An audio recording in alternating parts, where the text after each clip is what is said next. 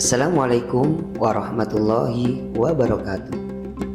Selamat datang di Catatan Perjalanan, tempat kita menggali kisah-kisah inspiratif, pemikiran mendalam, dan perjalanan hidup para tokoh Islam yang memberikan kontribusi luar biasa bagi dunia.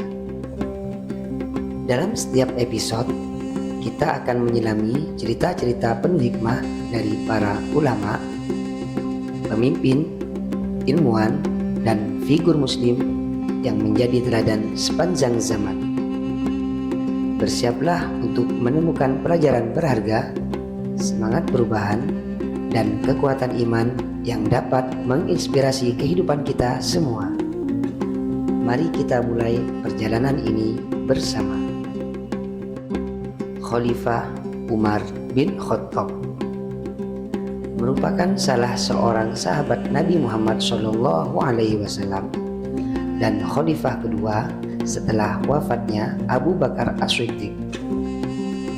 Umar bin Khattab berkuasa pada tahun 634 Masehi sampai 644 Masehi. Selama masa jabatannya, Khalifah Umar amat disegani dan ditakuti negara-negara yang lain. Pada masa kepemimpinannya, kekhalifahan menjadi salah satu kekuatan besar baru di wilayah Timur Tengah. Segala capaiannya menjadikan Umar sebagai salah satu khalifah paling berpengaruh sepanjang sejarah.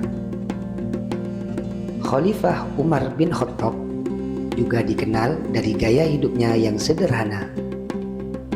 Umar bahkan memiliki julukan yang diberikan oleh Nabi Muhammad SAW, yaitu Al-Faruq, yang berarti orang yang bisa memisahkan antara kebenaran dan kebatilan.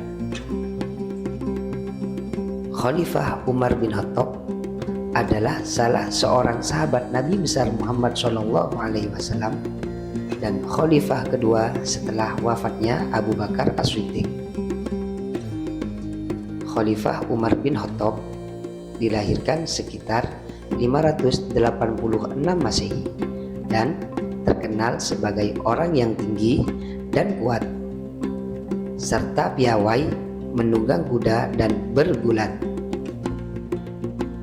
Sebelum masuk Islam, dia adalah seorang orator ulung, pegulat yang tangguh, dan selalu diminta sebagai wakil sukunya bila menghadapi konflik dengan suku Arab yang lainnya.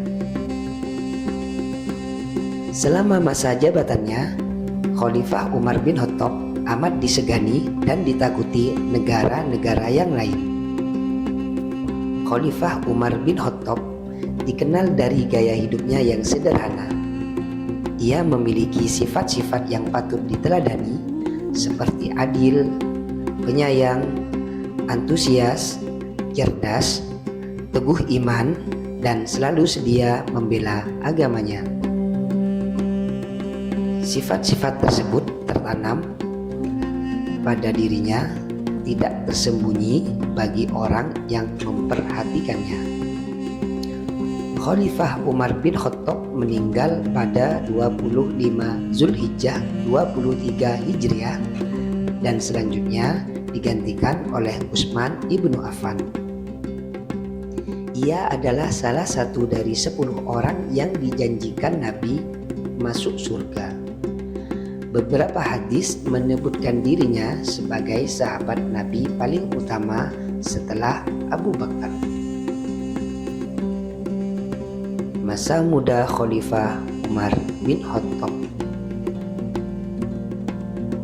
Umar lahir di Mekkah dari klan Bani Adi yang bertanggung jawab atas arbitris antar suku.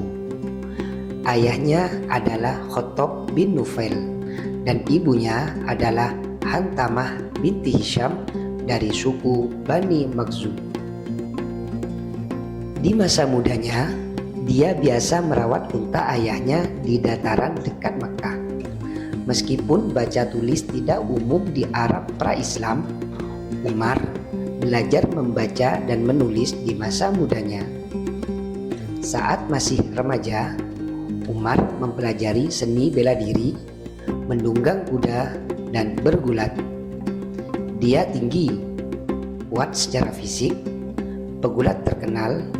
Ia juga seseorang operator berbakat yang menggantikan ayahnya sebagai penengah di antara suku-suku. Pada tahun 610, Nabi Muhammad mulai mengkhotbahkan pesan Islam. Namun, seperti banyak orang lain di Mekah, Umar menentang Islam dan bahkan mengancam akan membunuh Nabi. Dia memutuskan untuk mempertahankan agama politeistik tradisional Arab.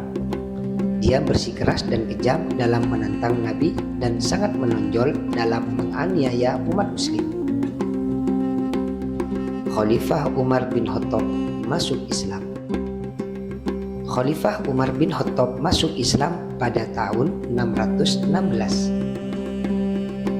1 tahun setelah migrasi ke Abbasiyah. Kisah ini diceritakan dalam Sirah karya Ibnu Ishaq.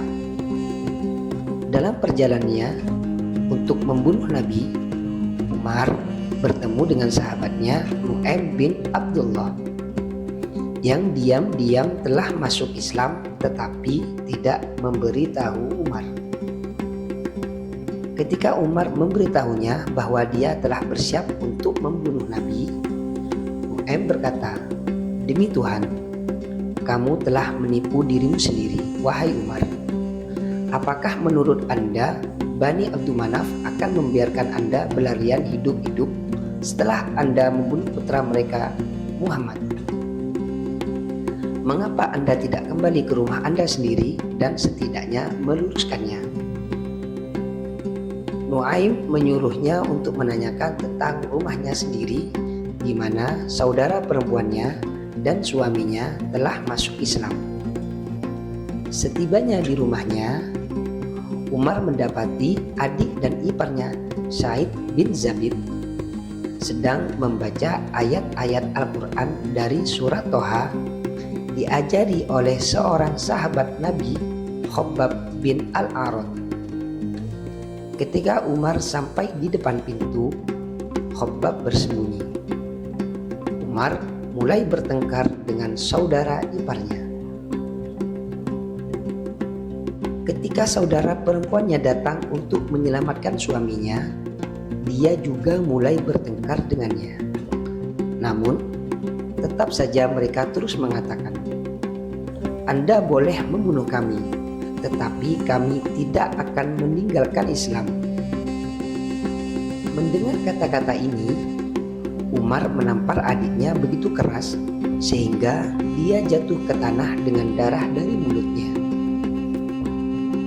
Ketika dia melihat apa yang dia lakukan pada saudara perempuannya, dia terdiam karena rasa bersalah dan meminta saudara perempuannya untuk memberinya apa yang dia baca.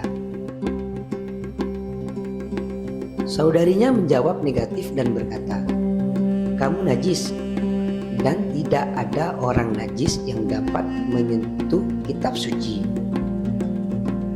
Dia bersikeras, tetapi saudara perempuannya tidak bersedia mengizinkannya menyentuh halaman kecuali dia membasuh tubuhnya atau berwudu. Umar akhirnya menyerah. Ia membasuh tubuhnya dan kemudian mulai membaca ayat-ayat yang berbunyi, "Sesungguhnya akulah Allah, tidak ada Tuhan selain aku, maka sembahlah aku dan dirikanlah sholat yang teratur untuk mengingatku."